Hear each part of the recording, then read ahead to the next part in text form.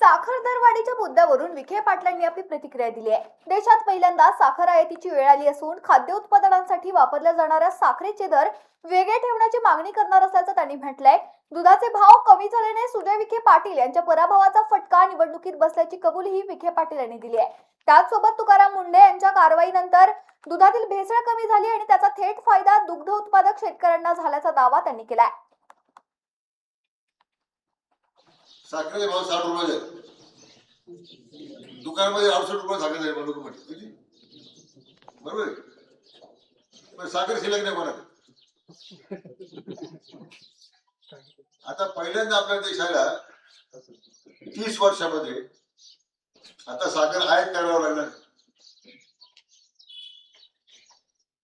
आम्ही आता देशाच्या सहकार मंत्र्यांना भेटून सांगितलं की जी साखर कोको कोला थंड प्यायला जाते, मिठाईला जाते, तिथल्याच भाव मिळते त्यांना. त्यामुळे त्यांचे भाव वेगळे करा आणि आम्ही ज्या ग्राहकाला साखर देणार आहोत सामान्य नागरिकाला त्याचे भाव वेगळे ठेवू. त्यामुळे बरोबर त्याचं एक अर्थशास्त्र जमून जाईल आणि जे कारखान्याला अडचणी येतात ते येणार. आज सगळे कारखाने अडचणी महाराष्ट्रात.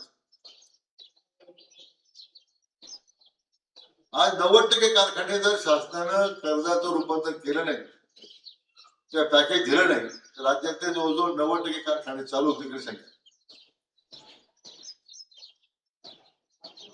आणि एका बाजूला भावाच्या स्पर्धा आहे, जो ज्यादा भाव देईल त्याला करून घालतो. त्यामुळे शेतकऱ्याच्या अपेक्षा पूर्ण करण्यासाठी ती धडपड करावी लागते आपल्याला.